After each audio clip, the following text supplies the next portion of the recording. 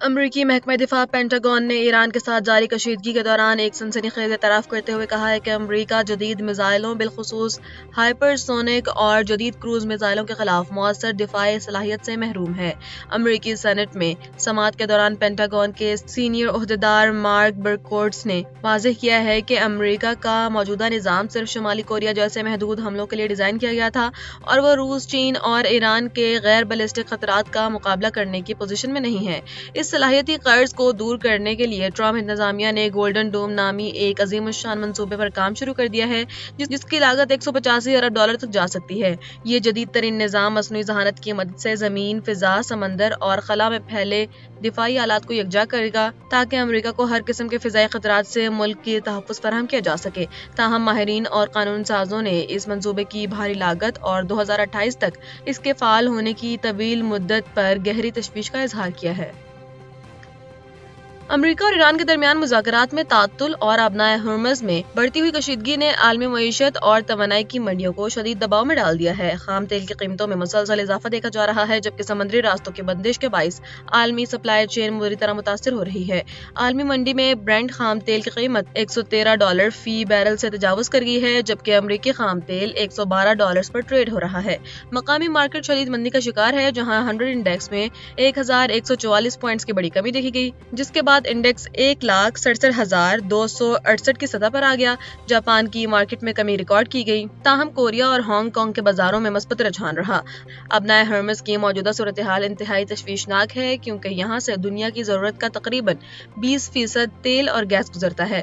Al Jazeera کے مطابق عام حالات میں یہاں سے روزانہ 129 جہاز گزرتے تھے لیکن ہفتے کے روز یہ تعداد گھٹ کر صرف 19 رہ گئی ہے۔ بحری آمد و رفت میں اس قدر کمی عالمی سطح پر ایندھن کی قیمتوں میں مزید اضافے کا سبب بن سکتی ہے۔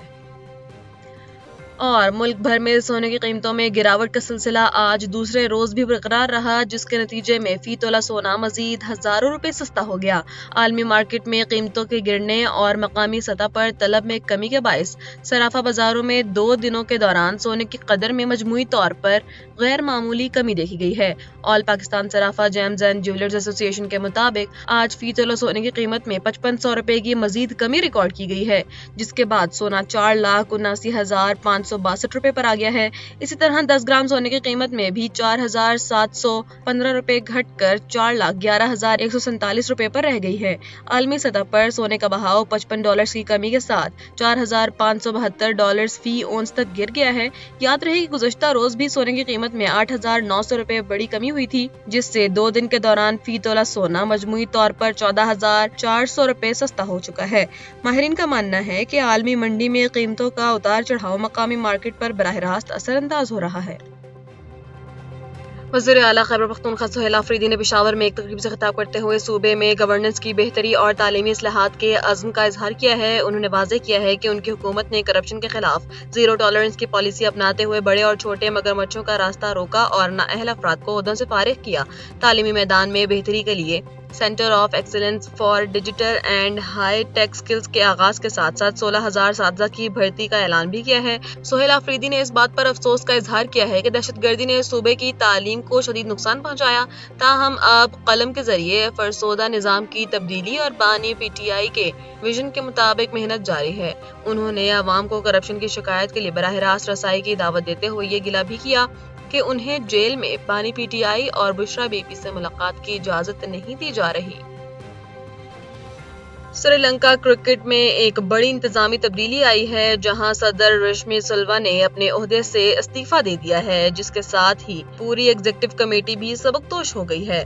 اس فیصلے کے بارے میں وزیر کھیل سنیل کمارا گاماگے کو باقاعدہ طور پر آگاہ کر دیا گیا ہے جس کے بعد اب بورڈ کے معاملات چلانے کے لیے عبوری انتظامیہ تشکیل دی جائے گی۔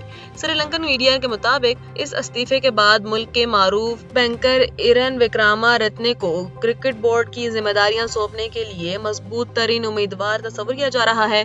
یہ غیر معمولی پیش رفت ایک ایسے وقت میں ہوئی ہے جب سری لنکن کرکٹ کو انتظامی اور ڈھانچہ جاتی اصلاحات کے لیے شدید عوامی اور حکومتی دباؤ کا سامنا تھا۔ اب ماہرین کی نظریں نئی عبوری کمیٹی پر جمی ہیں کہ وہ کھیل کی بہتری اور مالی شفافیت کے لیے کیا اقدامات اٹھاتی ہے۔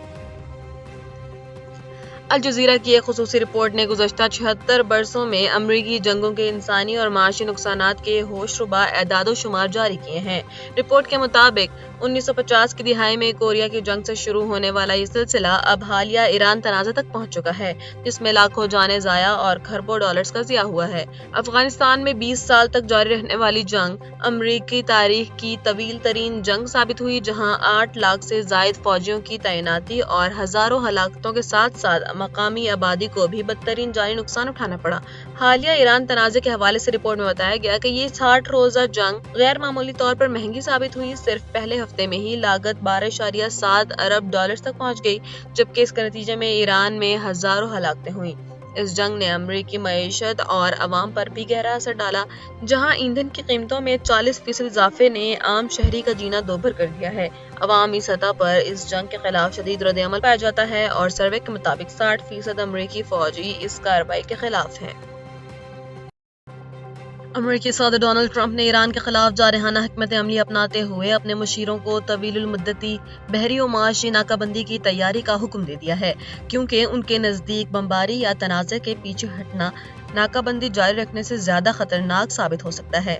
ٹرمپ نے ایران کی جانب سے پیش کی گئی اس تازہ ترین تجویز کو مسترد کر کے اشارہ دیا ہے، جس میں تہران نے ایٹمی پروگرام پر بحث مؤخر کر کے صرف آبنائے ہرمز کھولنے کی پیشکش کی تھی۔